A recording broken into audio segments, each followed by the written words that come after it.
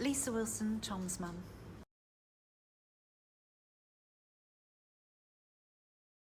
So Tom was 22, young, fit, healthy, a great career at Lambert Smith Hampton. He just left university and got a really good job when life went tragically wrong. He was training one night at his hockey ground when he was hit accidentally on the side of the head by a hockey stick and immediately suffered a subarachnoid hemorrhage, a brain hemorrhage where he lost consciousness and immediately collapsed to the ground. So I was in the kitchen at home. It was 9 o'clock at night on that Tuesday, the 8th of December 2015, and the phone rang. It was Tom's friend Rob. I said, "Rob, what's up?" He said, "Lisa, Tom's been hurt at hockey." I said, "He wasn't even meant to be training tonight. What do you mean he's hurt?" And I was thinking, oh, Tom's broken an ankle or something, and I'm going to have to go to casualty, and I'm running a course tomorrow for teachers, and I'm going to be there till 2 in the morning. And then suddenly I heard in the background, "Is he still breathing?" And at that point, the world around me just collapsed. And I said, "Rob," and he said, "Lisa, it's serious. You need to come now." We arrived at the pitch and we saw the helicopter on the pitch, blue lights flashing, ambulances, the boys lined up at the window, his teammates all looking out silently, and I ran as fast as I could down to the pitch, the far end, where I could see them working on somebody by the penalty spot. And there was Tom. And I think when I saw him, in my heart of hearts, I knew. In fact, 2 of his teammates had given him CPR until the emergency services arrived because he went into cardiac arrest once he had the brain hemorrhage. They rushed Tom to Whitechapel Hospital, where we followed in the police car. But we were told, as soon as Tom had had a brain scan, that there was nothing else they could do for Tom. And we went up to intensive care with Tom, where they said in 12 hours' time, we will be testing Tom to show you that he is brain dead.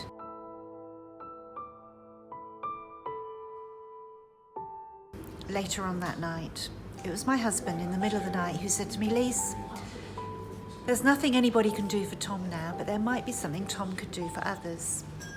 And my husband suggested organ donation. And if my stomach hadn't turned 1,000 times, it turned again then, but I knew he was right. And I'm also very, very proud that my husband, at that time of losing his most precious possession, was able to think of others.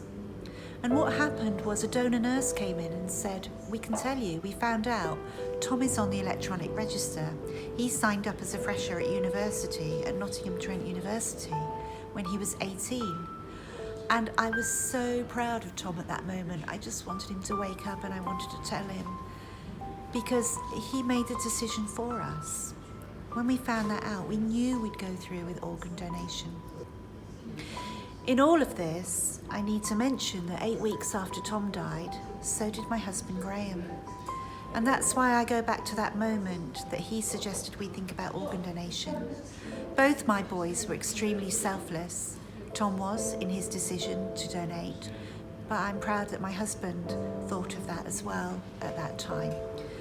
Some of his last words to me were, "Lise, try and keep Tom's memory alive." And I've had the most wonderful opportunity.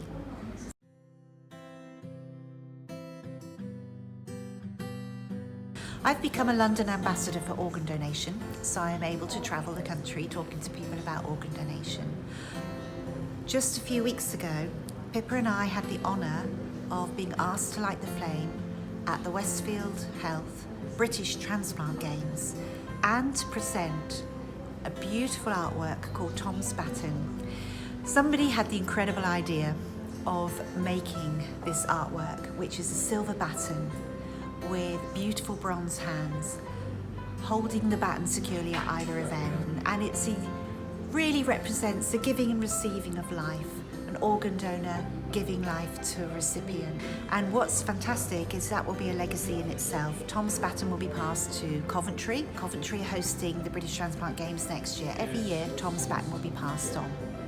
This week has been an incredible week. Prior to the World Transplant Games starting last Saturday, Tom's baton went on a journey from London to Newcastle, visiting various transplant hospitals on the way. In London at Whitechapel, where Tom donated, his liver recipient, now 6 years old, Fatima, she started the relay. We then went from Leeds the next day to Newcastle, where, first of all, we met a group of wacky cyclists who were prepared to cycle from Leeds to Newcastle in honour of Tom's baton, 100 miles.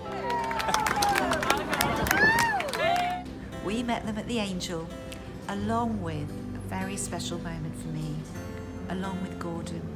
Gordon received Tom's baton and Gordon received Tom's heart. And we went from the Angel there to the monument where Tom's relay actually finished. So it's been an incredible journey for Tom's baton up to the World Transplant Games here in Newcastle. And I just want to tell everybody that I do this on behalf of all donor families. Tom's baton represents all donor families. And the other thing I've got to know as well is about sport and transplant sport. I'm a PE teacher, but I didn't know about the Transplant Games, and I do now. And I know how important it is for recipients to keep fit and healthy through sport. And I'm in awe of all recipients who take part in transplant sport and show me that they live every day as if it was their last. I just get a real feeling of a second chance at life. Tom made the decision, really selflessly at the age of 18, that if anything happened to him, he would want to give people a second chance of life. And I would urge anyone, you never want it to happen to you. Never want it to happen to anybody in your family, but if it does, you want them to make the same decision. So, a wonderful 2 weeks, met so many wonderful people, and there is a real message to get out there that organ donation gives the gift of life. So how would Tom want to be remembered? Well, Gordon and Fatima call Tom their hero. Tom would be honoured by that. He was such a humble young man. He wouldn't want all the media attention, but I do know what he would want me to do. He would just want to be remembered as somebody who did the right thing. When you look at your organ donation card and it says, please give, he would just want you to think of the ... Tom did.